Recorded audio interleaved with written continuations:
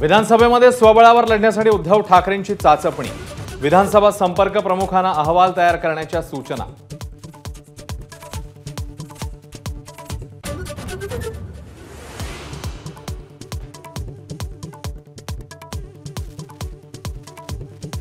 चार महिन्यानंतर राज्यातलं सरकार बदलण्याचा शरद पवारांचा पॉवरफुल प्लॅन तयार। इंदापूरमध्ये शेतकऱ्यांच्या मेळाव्यातनं पवारांचा इशारा। पदवीधर आणि शिक्षक मतदारसंघातल्या मवियाचा तिढा सुटला। कोकण पदवीधरमधून ठाकरे गटाची माघार, तर नाशिक मुंबई शिक्षक मतदारसंघात काँग्रेसची तलवार म्यान। राष्ट्रवादीकडनं राज्यसभेच्या उमेदवाराचा सस्पेन्स कायम। सुनेत्रा पवारांना की इतर नेत्यांना संधी मिळणार? उद्या उमेदवाराचं नाव जाहीर होणार।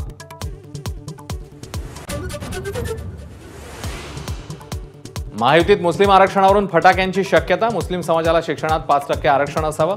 राष्ट्रवादीच्या अल्पसंख्याक विभागाची तटकरेंकडे मागणी। जरांगेंच्या भेटीसाठी आलेल्या ओमराजे निंबाळकरांचा ताफा महिला आंदोलकांनी अडवला। सरकारने वेळेत निर्णय घेतले नाही तर सलाईन काढून टाकेन, जरांगेंचा इशारा।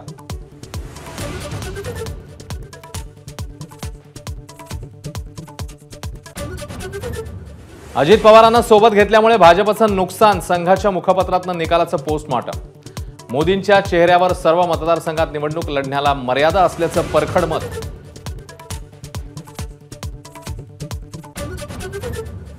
केंद्र सरकारच्या विकास निधी वाटपात महाराष्ट्राची दुजाभाव। ठाकरे गट आणि काँग्रेसचा आरोप। उत्तर प्रदेशला 25,000 कोटी तर महाराष्ट्राची केवळ 8,828 कोटींवर बोळवण।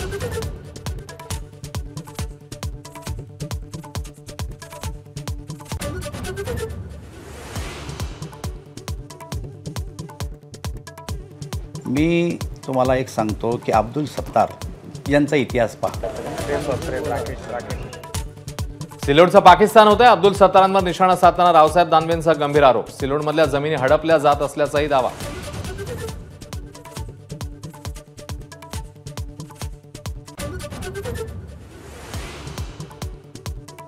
मराठवाड्यामध्ये कथित गब्बरचं पत्र व्हायरल। संभाजीनगरच्या भ्रष्ट अधिकाऱ्यांची हत्या करण्याची धमकी। संदीपान भुमरेंचा देखील उल्लेख।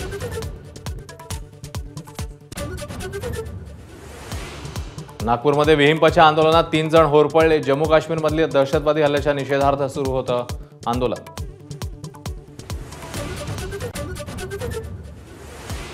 डोंबिवली MIDC मध्ये पुन्हा अग्नितांडव। सुदैवाने जीवितहानी नाही। क्लोजर नोटीस बजावूनही कंपनी सुरू असल्याचं उघड।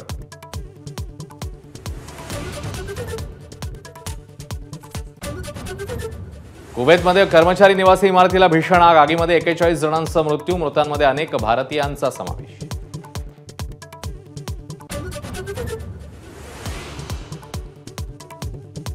हिंदू धर्म स्वीकारलेले अहमदनगरचे आर्य कुटुंब मुस्लिम धर्मात परतण्याच्या मानसिकतेत। मुलीच्या शस्त्रक्रियेसाठी हिंदू धर्मीयांकडून मदत न मिळाल्यानं नाराजी असल्याची चर्चा। ABP माझा, उघडा डोळे बघा नीट।